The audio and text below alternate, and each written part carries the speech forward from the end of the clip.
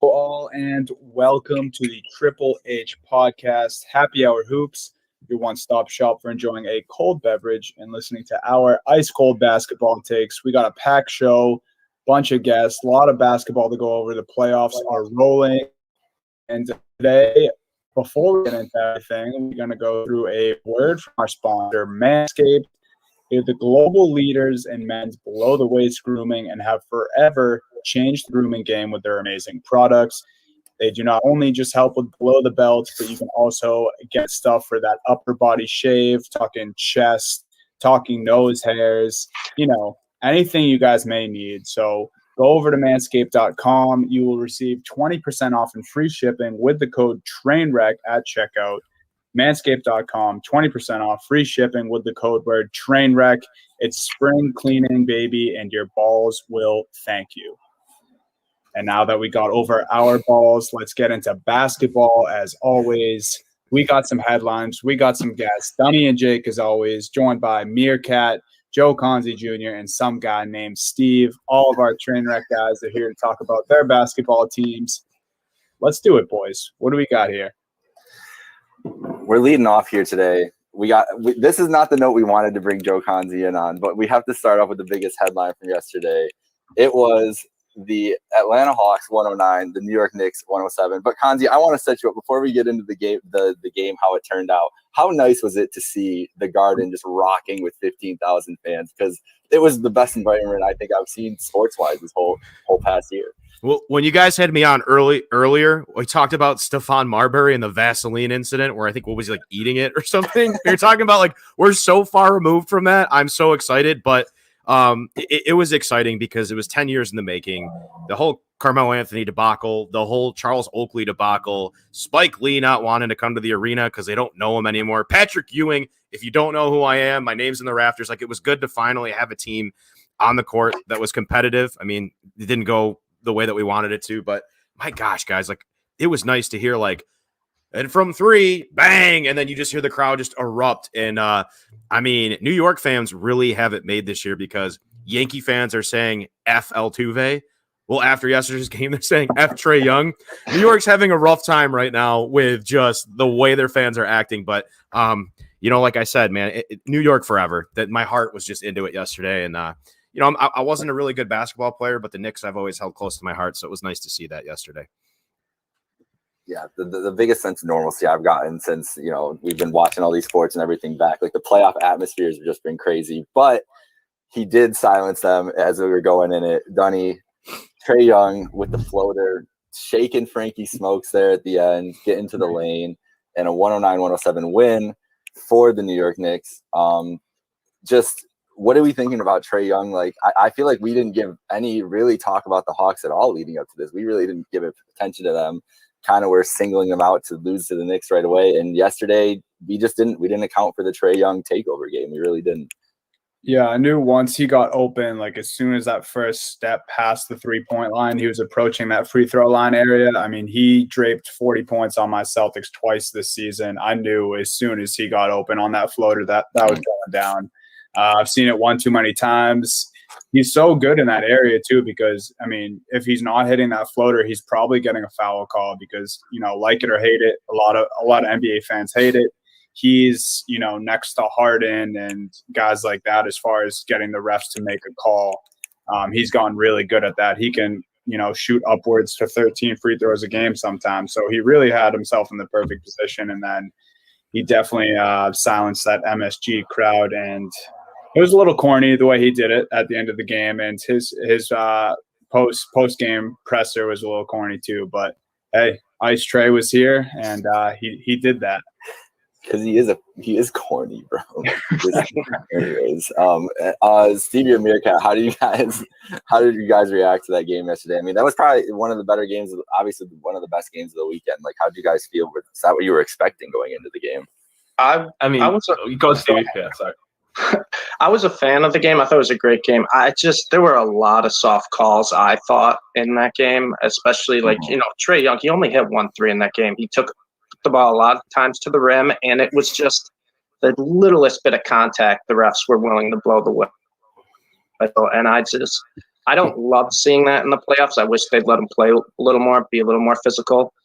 But outside of Trae Young, like the Knicks need to have more, I guess, more rebounding or more defense in the paint. It just seemed like the Hawks, they could just run to the hoop at will all game. And Burks was on fire and he was making shots. But whenever the Knicks got a little bit of a lead, the Hawks just kind of drove right to the lane and either drew a foul or just put in an easy layup. Yeah, so it was a great it was a great matchup. And we're gonna see some fireworks coming with the Trae Young shit talking like that. That just doesn't go down without some kind of reaction from the New York crowd. So when that game happens tomorrow night, it's gonna be really interesting to see. Before Meerkat jumps in here, I just want to point out something. I hate Reggie Miller. Okay, I really do. But I think Reggie Miller has more of a reason to throw the choke sign up for hitting what he hit, like 6 3-pointers in like 4 seconds. My point is that like what Trae Young did yesterday does not warrant him to pardon my French, shit talk the Knicks, okay? Right. Just so you know, you're not allowed on the subway, Trae. We don't like you in New York. Oh, Meerkat, I'm going to come out to Clarence and I'm going to backhand you, bro. I'm not in the mood today. I love you, homie, but that's not the first time you want to meet me at your doorstep talking about my boys. You know, I'm rooting for the Knicks out east. Knicks and the Heat got a little bit of love for them this year. I was heavy on the Knicks gambling. I knew it was going to be a close game, but still, I thought they were going to pull it off. I mean, it started a bit cold and they just got to hit more shots consistently throughout the whole team, you know? Like, you can't be relying on Burks to carry your team offensively in the playoffs. I mean, he had a great performance still, but, I mean, I want to see Quickly be more aggressive. Some of the shots he was hitting were real nice. I mean, it's his first playoff game. He's a rookie. Obviously, it's going to be a bit of a different environment, maybe some shell shock, but he's been playing in New York. So the playoffs, I mean, shouldn't have hit him that hard, but I mean, you're going to want to see him, try to carry that team a little more, to show that aggressiveness he had and hit some of those shots because he can't have Burks being your go-to guy in the playoffs. Well, and that's to piggyback off what you said about shooting ice cold. People were like, "Man, Julius Randle." It's like nobody shut down Julius Randle. Julius Randle was shooting bricks.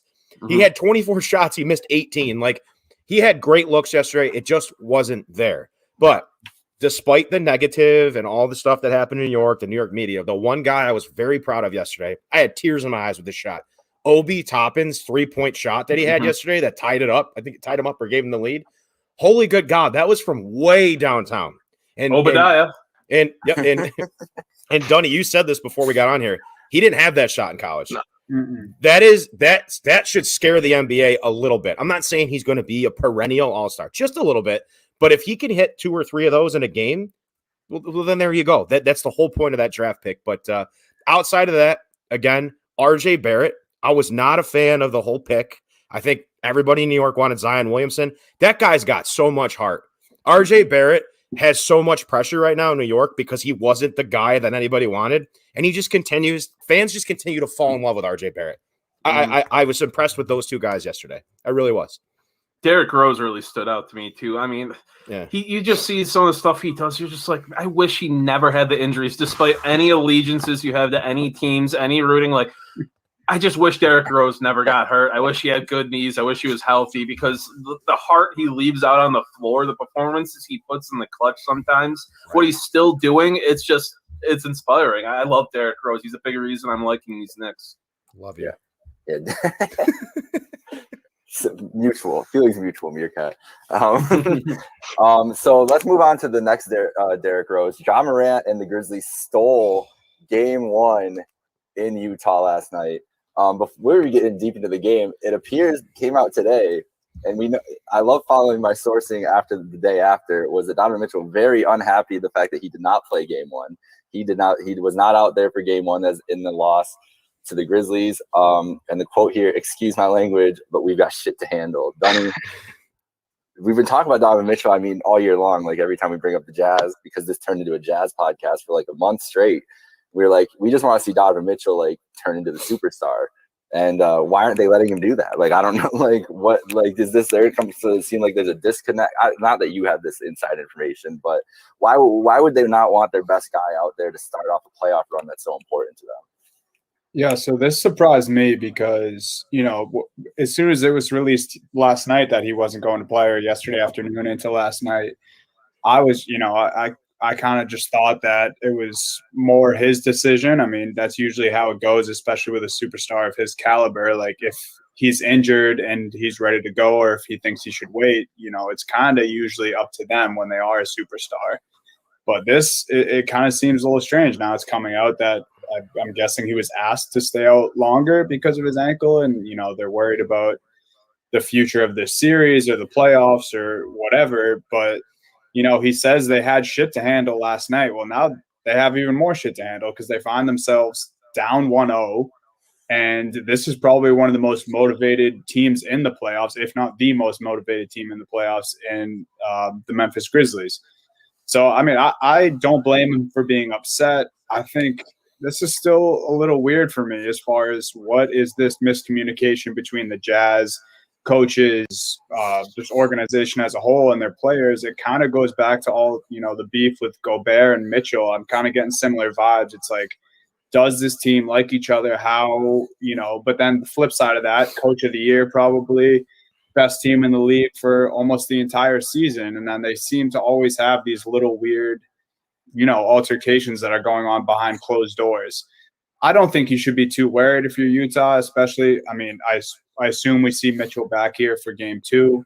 Yeah, they better fucking better, or all hell is going to break loose. But yeah, I mean, don't be too worried, but at the same time, you can't take your foot off the gas, because I would love to see Ja Morant and the Grizzlies steal this series. And if not, just at least win a couple more games, because, man, the Grizzlies are so much fun.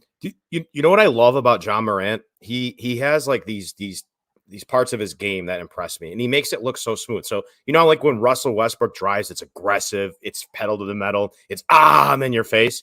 So it's like if somebody took Harrison Barnes' shooting space and matched it with Russell Westbrook, then put some Sweet Baby Rays in a pan and stirred it all together. It's like a perfect mixture where he's not cocky, but he's just like, I've been here before. This is how I take over games. He plays with a little bit of swagger. Plays a lot of swagger. That word, but he carries smooth. that air of confidence with him. He's smooth like butter, man. I love watching him play, and he makes it look easy. And the Grizzlies are going to have to surround him with a little bit more than what they have, because let's face it, when his contract's up, Dylan Brooks, 29 Shout out points. Dylan Brooks. But like, let real quick, not to get off tangent, but let's think about that for a second. When his contract's up, is he staying? Is he going? I think he stays, but I mean, that's a guy that like I'm watching as the years progress, because I want to see what they do for him. I want to see what he does for them, but I want to see like where his head's at after 3-4 years with the Grizzlies. Kanzi's picturing Ja Morant in that Knicks jersey right now. Of course. At MSG. I mean, I'm so into Dame. I want Dame $sign in Knicks blue and orange, man. That's what I want. But anyways, carry on, folks. Take him, get him out of my division. No, hey, now with the Mitchell thing too, it's so weird because he's been out since mid-April and he's cleared for tonight by their medical staff, cleared to go, and then it's just like, okay, so if he's out for over a month with an ankle injury, does that extra day of rest make that much difference? Like, where's the line? Like, why are they keeping him out of game 1, but he's full go for game 2? Could his attitude have a part of it? Could he have held himself out? Like, it's a really weird story. I don't know what's going on with it, but it was a bad decision to keep him out if he's good to go. You have a signed Donovan Mitchell card, don't you? You want that thing to increase in value is what you want, right? I'm a Donovan Mitchell hater. I think he is. I'm not saying he's a bad basketball player. I think he's extremely, extremely overrated. And I think people are kind of seeing that the past year or so. Just not the. Wow. I don't know. Cat dropping bombs. Dart of the day, more like take of the day. He's not the most efficient guy you're going to see scoring that many points. So you don't consider Donovan Mitchell like a star? You'd want to build your team around?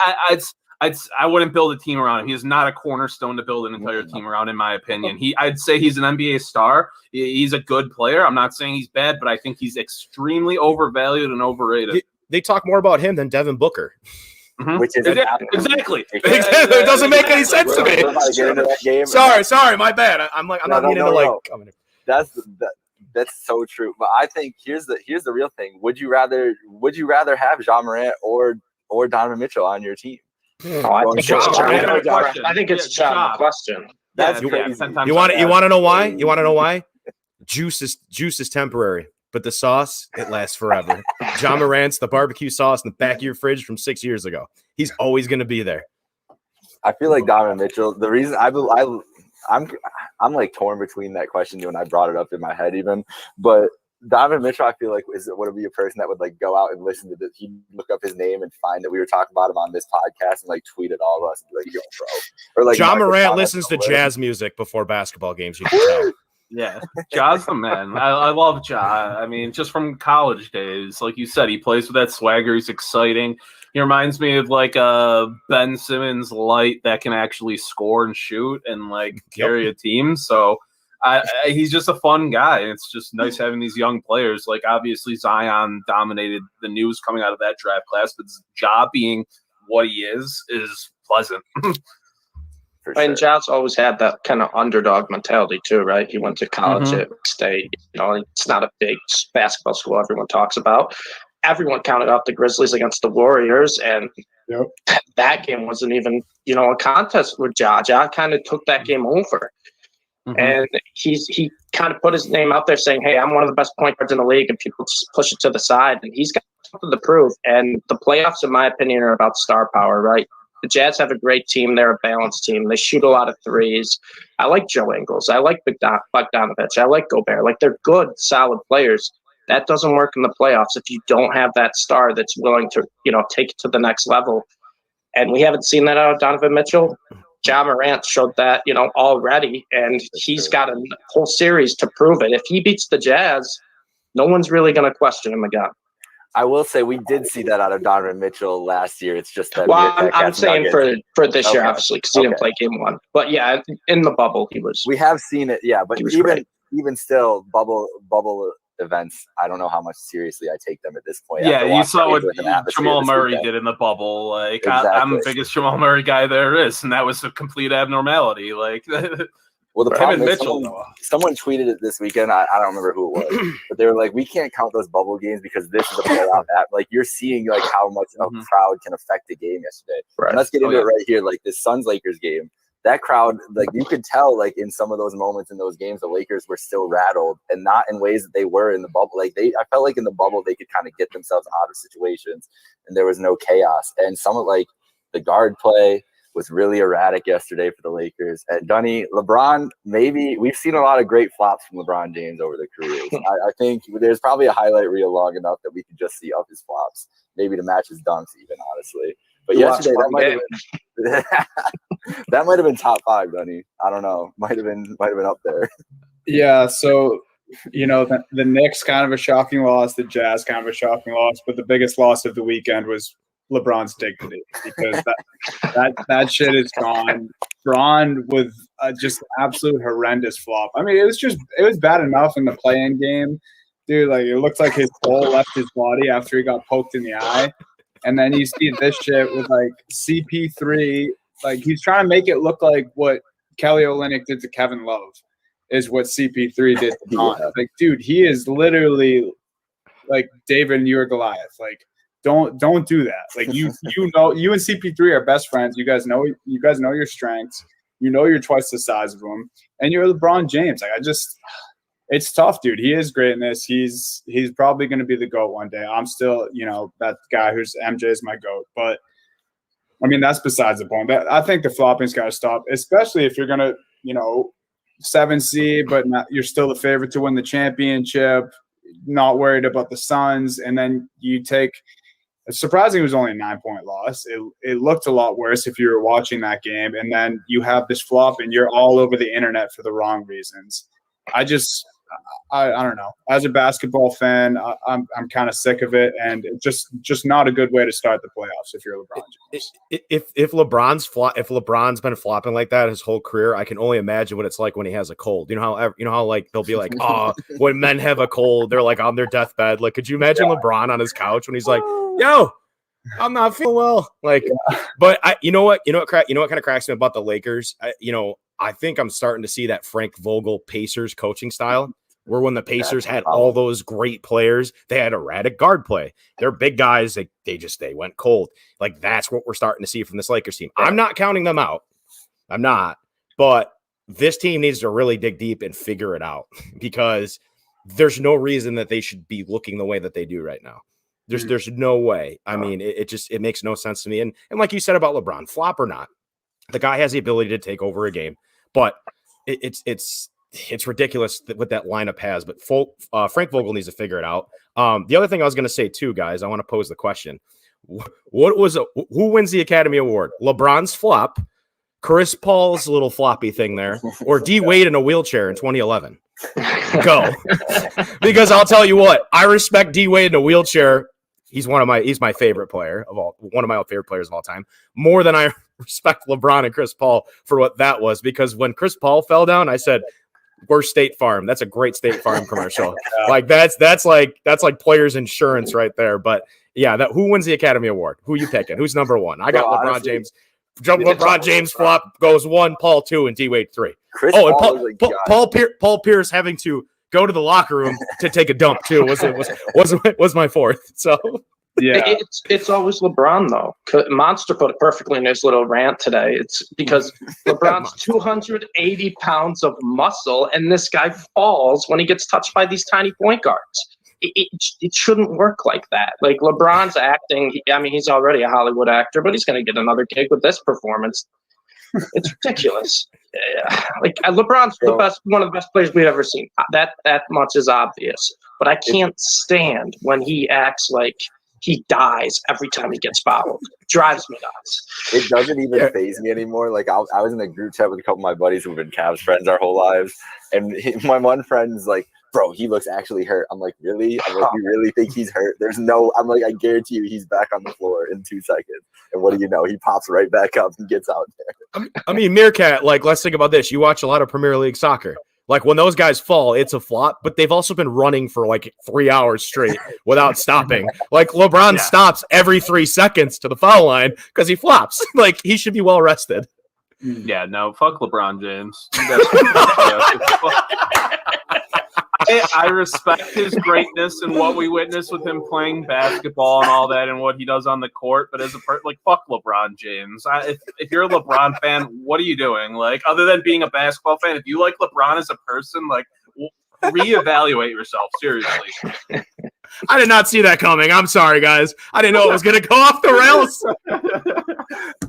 That's what we're here for. Happy hour. All right, so let's move on to going forward with the game to talk about with these last couple of games we talked about. What are the odds that we should put on that LeBron will go down hurt? Maybe like a minus 400 that he takes a big flop in game 2. Minus 1 million. I'm calling it right now. If they go down like 2-0 in the series, 3-1 or something, like, he's gonna have an injury and miss the rest of the series. Then that's gonna be the excuse. Like, I would have won my team back. Right, like, yeah. I say, well, you see 3 rims. It's tough to play out there. I mean, as a blind man myself, I could attest. The last time I saw 3 rims was at a margarita bar in Panama City, Florida. But really, going forward to game 2 here, as we were talking about, let's give the predictions on the last couple games before we touch on the other games of the weekend. Really, it's the guard play. Like, it looked like, honestly, Donnie, it looked like Schroeder didn't want any part of being in a big game, actually, and it kind of looked like that on Wednesday night. They didn't trust him at all. They didn't have him in there at the end of the game, and it looked like he wanted to pass up shots yesterday. KCP was passing up open jumpers. Like, every time they had the chance, they were like making the extra pass, which great. The extra pass is great, good ball movement, except they're passing out of open looks because it just looked like all those guys were tense and didn't want to take those shots. Yeah, I think it was Jeff Van Gundy on the broadcast. I want to say it was Van Gundy who said this, but he just said that Schroeder looked so much better last year as a reserve, and I mean, that's just the damn truth. Like, there is times in games where he disappears, and you just don't want that from your starting point guard. Even if you have a LeBron James-led team where he can run the point and they do want the ball in his hands a lot, but we didn't see that yesterday. They kind of just kept riding with Schroeder and just letting just letting the offense run with Schroeder, dribbling at the top of the key, whether it was a dribble handoff with Caldwell Pope, Caruso, whoever. And LeBron was just in the corner a lot of the game. I thought Anthony Davis didn't take nearly as many shots. I mean, you talk about the weak guard play of the Lakers. My biggest problem is for sure with AD. And not even just how poorly he played. What we have is stats here. What he shoots 5 of 16 from the field, 13 points, and then you have on the other side DeAndre Ayton just absolutely showing you up, 16 points or 21 points and 16 rebounds. Like AD has to be embarrassed on both sides of the ball. If you shoot 5 or 16 and you're Anthony Davis and the Lakers are losing a basketball game, I want him shooting another 16 shots. And you go 10 and you make 10 to 12 of the next 16. Like, it's just, you can't be labeled arguably the best big and like a top 5 player in the league. And, below LeBron and AD are, 1 and 5 best players in the league. Like, and then you can't show this in the playoffs. You're getting heat because, you and LeBron missed time.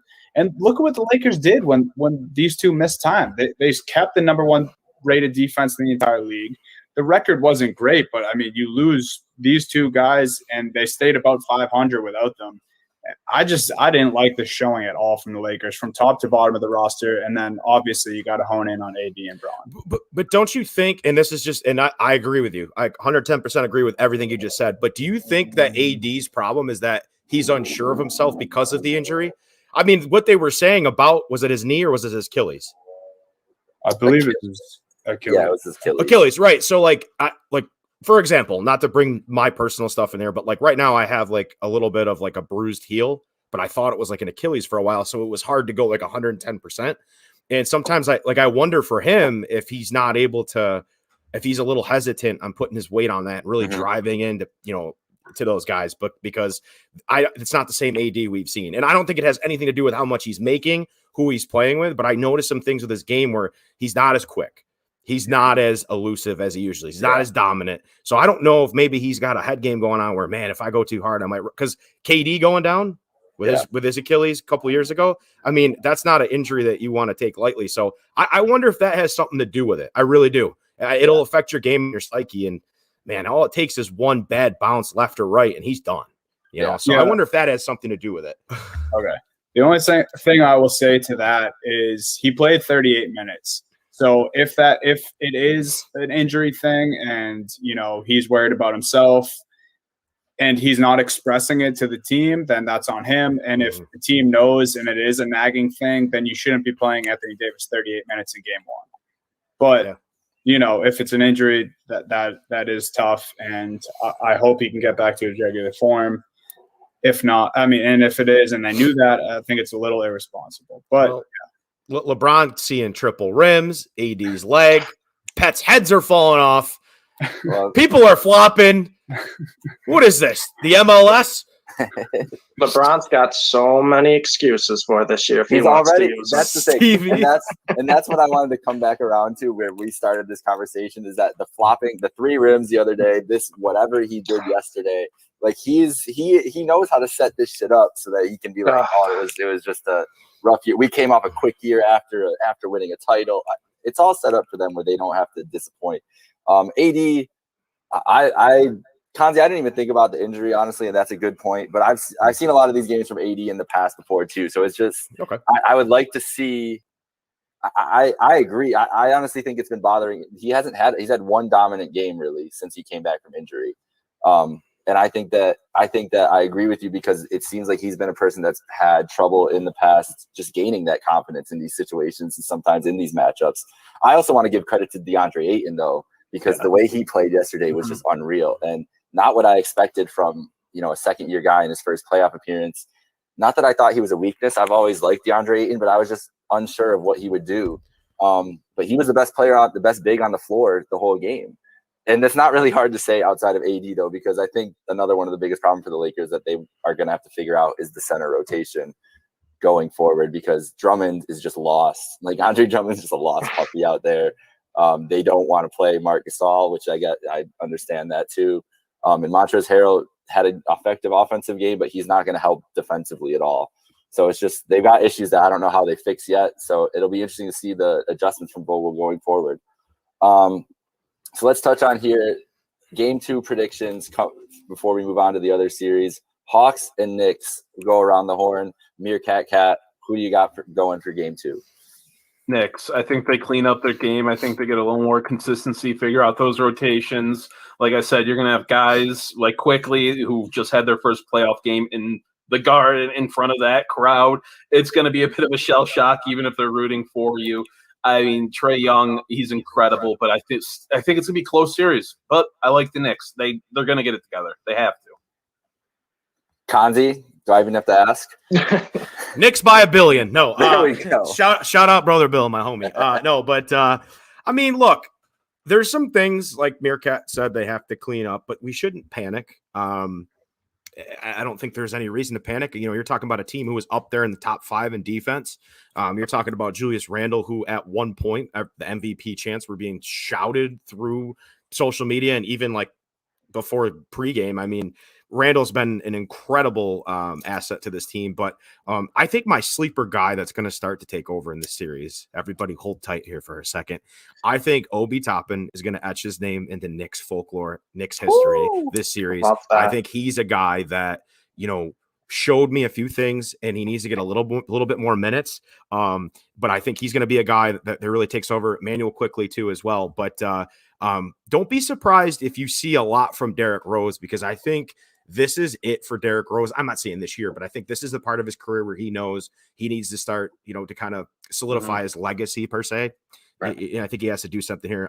One other thing too that I want to point out too, Tom Thibodeau needs to not outcoach himself. I think he did some things yesterday where he was overthinking it at times. Yeah. Basically, what you have to do is Atlanta has some shooters, but let's zero in on Trae Young and let's actually make Trae Young play basketball. Let's not play off of him 5 feet. Let's engage him. Let's punch him in the mouth a little bit. I'm not saying go out and punch him in the mouth, but let's see what he has. I wouldn't mind that either. Let's see if he's soft. Let's see if he's soft. Let's see if he's real. Because you know what? If he drops 45 on them and he was elusive and he was dominant, I will shut up.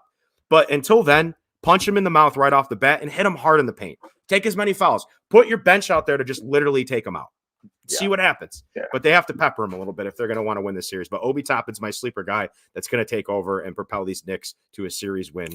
And come on, I got them going to the Eastern Conference Finals because I think they match up well defensively to a lot of teams in the Eastern Conference. Besides Brooklyn, I hate Brooklyn.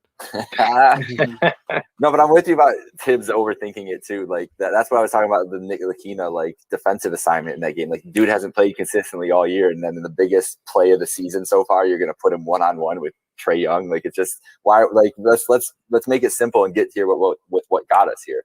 Stevie, how you feeling about Game 2 and the rest of the series? I mean, I like the Knicks too. It's hard to follow up with Kanzi, but Julius Randle, he dominated the Hawks in the regular season. Went 6 for 23 from the field in the first game. That's not happening again. And Trae Young painted a big target on his back, and you don't want to go into MSG with a target like that unless you're able to handle it. I don't think he will be able to. Like I said, I got a lot of soft calls in Game 1. Game 2, I think the Knicks are going to be a lot more physical. I don't expect Randall to do what he did in Game 1. He's going to take over. He's been doing that all year long.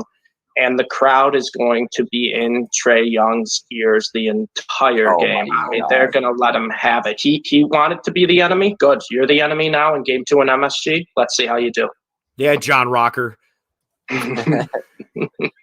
Dunny, how you feeling about this Game 2? And then also how we'll move on to the next games as we'll talk about the Grizzlies and Jazz and what you're looking for there. Yeah, I'm with the group here. I think the Knicks will take Game 2. I think it's going to be another closely contested game, and I'm with Kanzi in the fact that they should try to hit Trae in the mouth, but I'm going to spin zone it a little bit. Ooh. Not even get in his face defensively. Put some of these bigger guards, make them post him up. Run enough ball screens, run enough dribble handoffs, whatever you have to do. It's the same thing that teams do to Kemba Walker against the Celtics. They wait until they get a bigger guard on Kemba, have him in the post. You have RJ Barrett, Alfred Payton, Frank the Tank, D Rose even. They're all bigger, stronger. have better abilities in the post than Trae Young. Back him down, get him into foul trouble even, give him a taste of his own medicine. I mean, that's Knicks basketball anyway. Play tough. And, I mean, Tibbs is good at that. I don't think he'll, outcoach himself in game 2 like you guys mentioned. I mean, I think there's a lot of things you could do. Trae's going to get his offensively. We've seen it. The refs, as Stevie mentioned, they're going to give him some. But, give it to him back. Give him a taste of his own medicine. Make him play strong defensively because he hasn't proven that he can do that. He's proven he can do a lot, has not proven he can play defense any bit. So I'm looking for that. And then Grizzlies Jazz, man. I'm just looking for more Ja. But I know, we talked about what Donovan Mitchell, hasn't proven or has proven yet. I think you can expect a huge game from Mitchell. Whether it's, him ripping the ball out of Gobert's hands or whatever, I think, I'm talking 30 plus for Donovan Mitchell in game 2 of this series. Ripping the balls out of his head. I got just a random Donovan Mitchell question for you guys. Back to what I was talking about before, though. Do you think Donovan Mitchell can ever become, if he hasn't already, become a 50-40 player? Shooting? Yeah. I'll tell you real quick. I'll say yeah, just because I think the NBA is gearing towards guys being able to be more efficient. Like I think I would say that like 40, 50 points isn't like out of question anymore. Like when a guy was scoring 50, 60 points in the 80s or 90s, it was like, oh my God. But I think like now, like we expect with Steph Curry. Oh, no, I meant like shooting splits, like 50. Oh, shooting splits? 50%, sorry, my bad. 50% field goal, 40% 3, 90% free throw. I thought you were saying points. Like, okay, yeah, okay, yeah. My bad. That's a number I look at for elite scorers, elite shooters in the NBA, that type of level. That 50, 40, 90, and I don't think he ever becomes that guy. I mean, he'll hover around it. No, I don't see the 40 with the 3, and maybe if he starts taking smarter shots, he can hit the 50. But if he had if he has another star with him, that like a perimeter star with him, I think he could get to 50 because the lane would just like if he's playing with a shooter on the caliber of like you don't find these guys off a tree, but like if he's playing with like a Trae Young or a Steph Curry or a Dame as like another guy on his wing. Not that Joe Ingles or Jordan Clarkson spacing for him. Like he has so much more room to operate in the that lane. Backs up my argument more. He's not a guy you start a team with around. Yeah. You got to give him a Steph Curry or something like that. Doesn't like D Wade own part of the Jazz? Can't he just roll out on the court and like play with Donovan Mitchell? My guy, D Wade, most underrated superstar of all time. I'd sign up for that.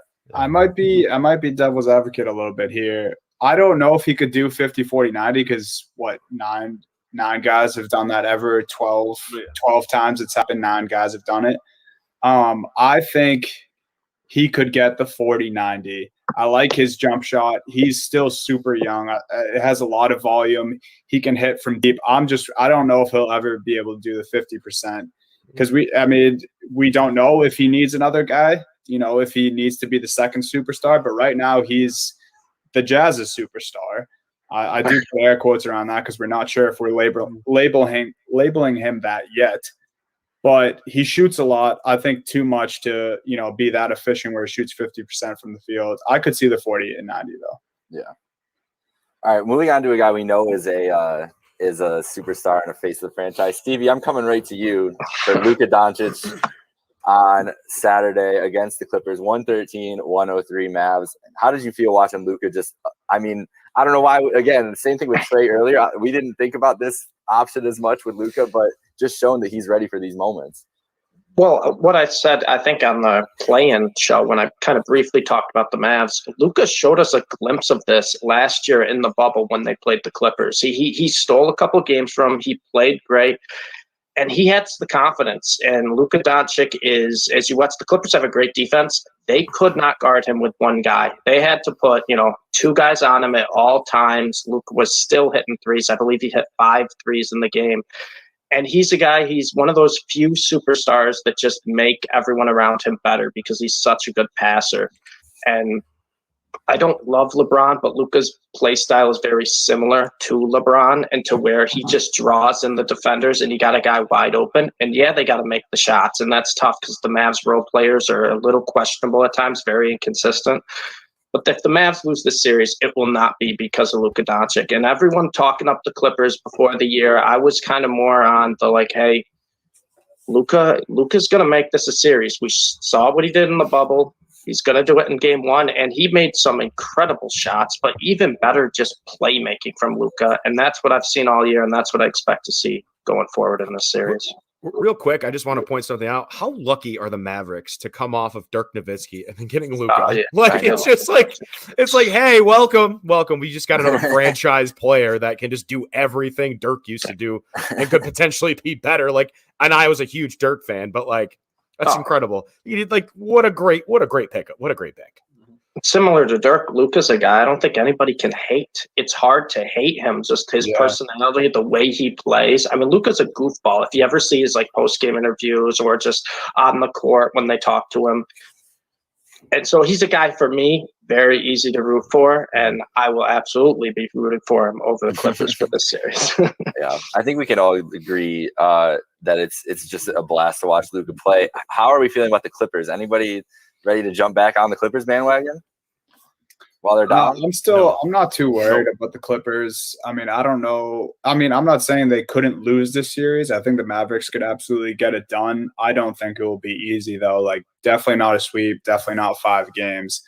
I'd be shocked. I mean, I was shocked at this game one, especially because, you know, the Mavericks did this with their second best player, Kristaps Porzingis. He had a pretty abysmal game. He shot like 4 of 14, I want to say. A lot of, a couple freebie baskets at the end of the game. He ended with 14 points. Luka really did this by himself. Yeah. I just don't see the Clippers losing this series. I mean, maybe we do have playoff P again, and Paul George just goes. He's always lurking. They just have so much talent and playoff Rondos on that roster. So I'm never giving up on a team that has Rondo. Real quick about Rajon Rondo. I turned to my buddy when I was sitting at the bar watching the game, and I go, "Did Rajon Rondo just hit a deep 3?" He goes, "Yeah, why?" I go, "How much Rondo basketball have you watched in your lifetime?" And he goes, "What do you mean?" I go, "Dude sucks from 3-point range. He's not that type of player." I think he hit like 2 key threes in that game, and I was like, "Man, playoff Rondo's back." Like, but he can shoot threes. 3 or 4 deep. Donnie tweeted that out the other day too. From the guy. Like, I think you were like freaking out about it. Like, Jesus, like. Yeah, it was incredible. Yeah, but so let's go on next to the other game from Saturday night. And Dunny, we'll start with you here. I just want your impressions from the Brooklyn Nets 104, the Boston Celtics 93. Honestly, you should have been happy most of that game, I think. First half was encouraging. Second half was discouraging. The Celtics just fell asleep. I mean, Kemba, man, like. There gets to a point where I can only defend him so much. Like, I love Kemba Walker as a player. I think he's a great guy, great teammate, seems like a good friend on me, but that's not what the playoffs are about. You're not in the playoffs to make friends. You're not in the playoffs to smile up and down the court. I mean, this dude played 40% of the season, and I was fine with that during the regular season. I was fine with him not being able to play back-to-backs, to nurse that knee, to get healthy. But I thought this is what he was getting healthy for. And then he lays an egg, in a very winnable game. I mean, the Nets are not going to start that slow again for the rest of the playoffs. These dudes did not hit a 3 in the first half. Tatum was the leading scorer. Marcus Smart had more points than I think every single one of the guys in their big 3. Like, that's just not going to happen again. And Kemba Walker shot under 30% from the field, left Jason Tatum out to dry. Like, it just clearly wasn't enough. Good things, though, I will say. They looked great in the first half. I mean, Nets shot very poorly. I think you can credit the defense a little bit. And then Rob Williams is an absolute stud. I hope we can keep him around. I hope his injuries don't leave him on the sideline for long. And I'm going to roll with those 2 positives because that's about all I have from that game. Well, Meerkat, that's what the Robert Williams part of that is important because the issue that I saw from Brooklyn, at least, they looked out of sync a little bit in that, just especially the shooting the ball just so poorly in the first half. But there's no interior defense on that team, and that was the most disappointing thing about the Kemba thing too, was that like they should have just been go at the rim relentlessly against this team. It's not like they've got great perimeter defenders, and Blake Griffin and Jeff Green are just they're not gonna. I don't know if they're gonna be able to get it done going forward in the playoffs on the inside. But it's just It's just here's my thing with the Nets, and I know in the group chat I was like joking around saying like Brooklyn was a fake team, but like yes, but I think when Steve Nash is your coach, and I think that all the offenses that Steve Nash has played in, I think when you look at it, they're like a Kansas City Chiefs type team, or like a team that'll go get in a shootout with you, meaning they know they could put up 130, 140 if they wanted to. So I don't think, like, when you talk about interior defense, you were talking about the Nets being a little weak interior. I mean, I just think that they know deep down they can outscore anybody on any given day. And I think that's what you're going to see throughout the playoffs with Brooklyn. Because guess who's on your team? James Harden. Because I said James Harden because he plays no D. That's why we call him. Just like we call Mike D'Antoni in New York, Mike Antoni because he never coaches D. This team is pure pedal to the metal offense. They'll outscore you. And that's the scary thing about the Nets. They don't need defense. They really don't. Because Harden could drop 60 with his eyes closed if he wanted to. But that's all with all due respect to the Celtics, because I tell you, Dunny, all the time that I think they have one of the best coaches, if not the best coach in the NBA. The fact that they can pull guys off the street and plug them in a system is incredible. But I just think the Nets can just outscore anybody. Plain and simple. Yeah, the firepower, the fact that they weren't even firing on all cylinders and still just able to Blake Griffin is just Blake Griffin is just a pylon. Just a piece. You know what I mean? He's just there. When they got LaMarcus Aldridge, and hey, LaMarcus Aldridge's career was very sad.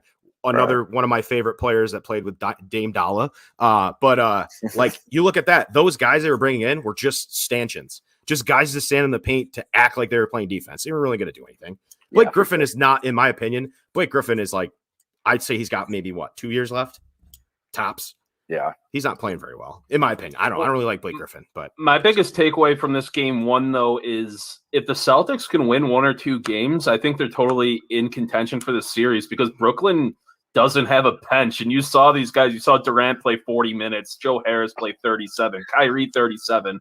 Like, I mean, you can start to wear these guys out, on the offensive. They might get a bit tired offensively. If you can get this series to go 6 or 7 games, Celtics might be able to pounce, because their scoring is going to be a bit inconsistent outside of Tatum, I feel like.